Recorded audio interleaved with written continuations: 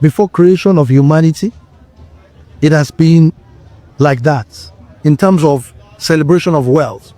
But to the glory of God, a particular race actually discovered it first. And the truth be told, the race that first discovered prosperity and wealth, and they really nurtured it, are the Igbo race. The Igbos first discovered it through their ancestral background. The lineage of Obatala discovered the prosperity and wealth in terms of the divinity world.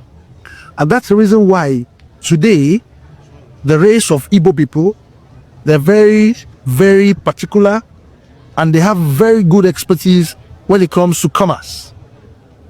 They are very distinct all over the world. There is no place in the world that you will go that you will find an Igbo man.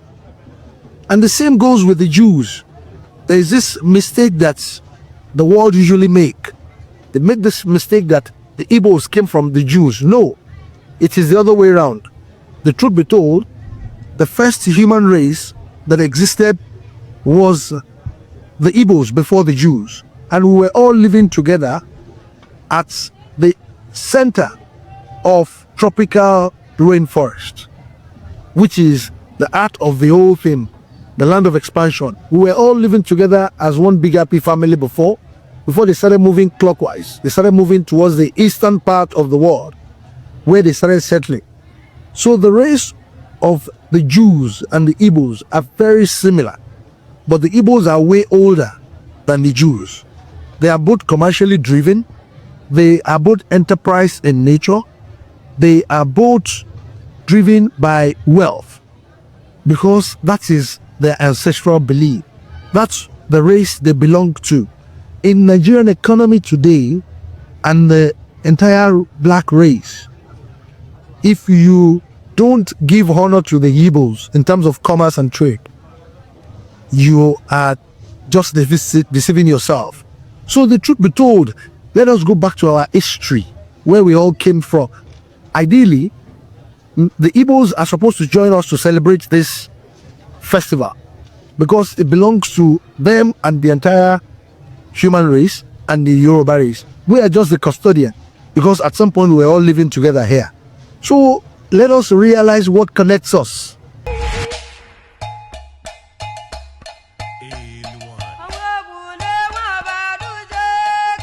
Today, I am not going to be the one speaking.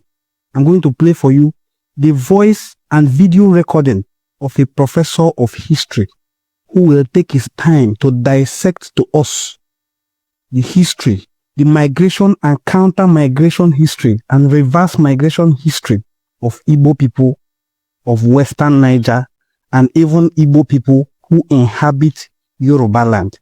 I've always told you that my ancestor, Ezemu, who has 4 other siblings bearing Igbo names, migrated from Ife. Then you'll be surprised, how can people bearing Igbo names migrate from Ife? Okay, I'm going to play this video and you will listen to Professor Nkem. Let's all listen together. Archaeological discoveries have revealed that even before the arrival of Oduduwa, the legendary founder of Yoruba race, there were communities that have flourished. And many of these communities were Igbo communities. Igbo people are historically associated with massive movement from the Igbo homeland to neighboring areas. The destination of the Igbo people, or the destinations, have been northern Nigeria across River Benue. That's why I have Igbo communities in Kogi and in Benue State and some parts of Plateau. Apart from movement to northern Nigeria across Benue, the major destination of early Igbo migrants were Benin land and Yoruba land. People talk more of Igbo migration to Benin. Most people don't know that that migration went beyond Benin to Yoruba land.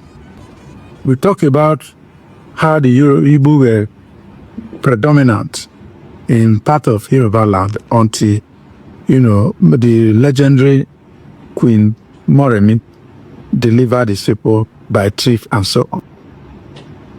Then on Benin proper, it's always said that those West Niger Igbo communities from between Benin and River Niger were Benin settlers or migrants from Benin. The truth is that early in their history, because of the fact that they didn't have enough land and they have rapid population growth in Igbo land, they could not move into the Atlantic to stay. And because central Nigeria had empires like Igala Kingdom that could, obstruct movement of Igbo into Ikala land, the only outlet for the Igbo people was Benin land. So majority of them moved there and settled there, became prominent. Some became chiefs, recognized as the Benin monarchy. But because of their audaciousness and aggressive nature of the Igbo, ready to take advantage of situations, enterprising too, they ran into conflict with the ruling class. And so, over time, starting from the 16th century, they began to return to Igbo land. Not all of them crossed the River Niger back to their original source. Only Onitsha was founded by such returnees. Majority of the returnees established communities between Abudu and Asaba. These were not Benin people. So those who say that West Niger Igbo people were Benin people simply because they came from Benin, they don't have the full historical knowledge. They were founded by Benin settlers, no, Igbo settlers in Benin. They were returnees, what professional historians call reversed migrations. So that is it. Though when they settled in these communities, Oboloko, Iseloko, Iselenkbetin, Iselazaba, and the rest of them, Arbo here and Arbo,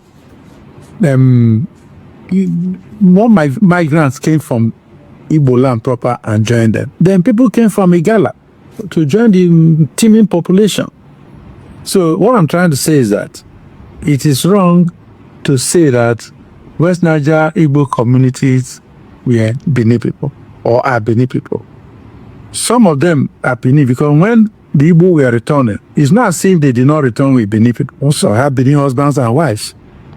So no community in West Niger Igbo is ethnologically or ethnically homogeneous, because every community is actually founded by the first set of arrivals and later swelled up by later waves of migrants.